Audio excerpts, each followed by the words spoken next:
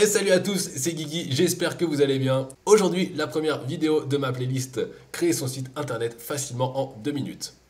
Mytho. Et dans cette vidéo spécifiquement, on est parti pour installer WordPress.org dans votre ordinateur. Alors déjà dans un premier temps, on va aller installer Exemple pour pouvoir mettre un serveur en local sur votre ordinateur.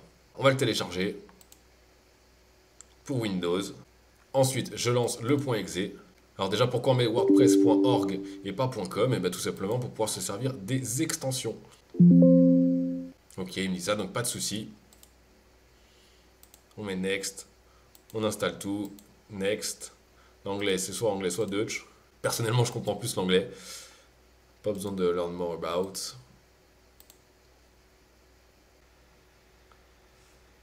Voilà, on autorise l'accès sur le réseau privé. Et une fois que c'est fini, il me demande si je veux démarrer le contrôle panel. Et bien sûr, je veux le démarrer. Une fois qu'on a ça, on va pouvoir démarrer les services de mon serveur. Donc Apache et MySQL, c'est ça qui va nous servir aujourd'hui. On autorise pour le pare-feu.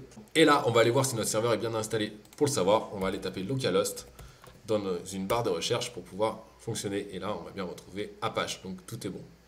On va maintenant créer une base de données. Donc on va dans le admin de MySQL. Pour l'instant, il n'y a pas de base de données pour WordPress. Donc on va aller créer une base de données. On va l'appeler WordPress-du8 WP. Et on va ici choisir le format UTF-8 MB4-bin. Si c'est trop rapide, n'hésite pas à mettre pause. On l'a créé. D'accord, c'est bon, elle est créée. C'est bon pour ça. On va maintenant aller télécharger WordPress. Donc, WordPress, téléchargement. On va sur le site officiel de WordPress. Et là, on va trouver le lien. On est tout bon. Et ce qu'on va faire, c'est qu'on va aller ouvrir l'archive. Si vous n'avez pas de moyen d'ouvrir l'archive, vous allez prendre WinRAR ou WinZip, c'est vous qui choisissez. Et on va copier ça. Et aller le mettre dans votre serveur.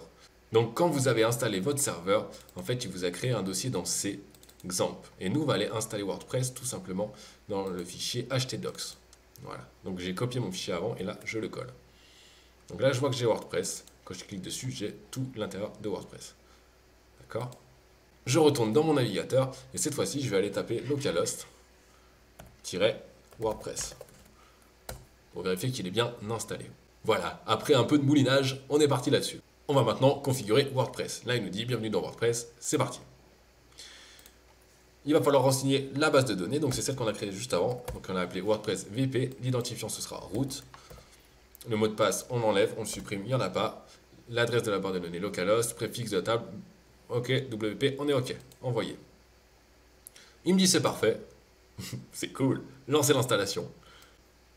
Et ensuite, vous allez devoir mettre les informations nécessaires pour votre site et également vos identifiants pour vous connecter à WordPress. Alors ne mettez pas n'importe quoi et retenez-les. Moi par exemple, mon site, je vais l'appeler Digital Learning Solution. Alors là, il faut bien comprendre que votre site, il ne sera pas en ligne, il sera pas, ce nom de domaine, il ne sera pas en ligne. Ce sera un site en local, donc il sera sur votre ordinateur, accessible que depuis votre ordinateur.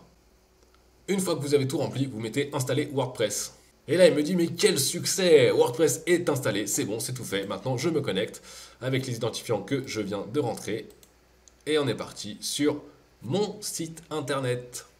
Et ensuite, comment retrouver cette page d'administration de ton site internet? Et bien tout simplement en tapant dans ton navigateur localhost/wordpress/wp-admin. Moi, je te conseille de le mettre en favori. Comme ça, pas de souci, tu le retrouveras beaucoup plus rapidement. Et tu peux l'appeler WP Admin. Donc ça va être pour l'administration de ton site. Ensuite, pour avoir juste ton site internet, tu vas mettre la même chose sans WP Admin. Et là, tu vas tomber sur ton site internet qui n'est pas configuré pour l'instant. Et je te conseille de également mettre ça en raccourci CTRL-D si tu ne sais pas, pour directement mettre un favori. Et voilà, ils sont ici. Donc si je ferme tout et que je perds toutes mes données, oh mon Dieu, comment faire pour le retrouver? Et bien tout simplement, je vais sur mon WP Admin et on est bon.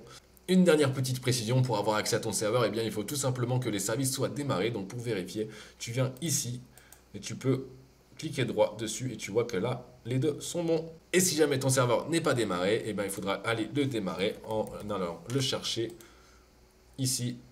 Et voilà, tu as quasiment fait le plus dur pour créer un site internet. Maintenant, dans les prochaines vidéos, je vais te montrer comment installer un thème, comment mettre des extensions qui vont t'aider et franchement te faciliter la tâche. Donc n'hésite pas à t'abonner et à aller regarder les prochaines vidéos.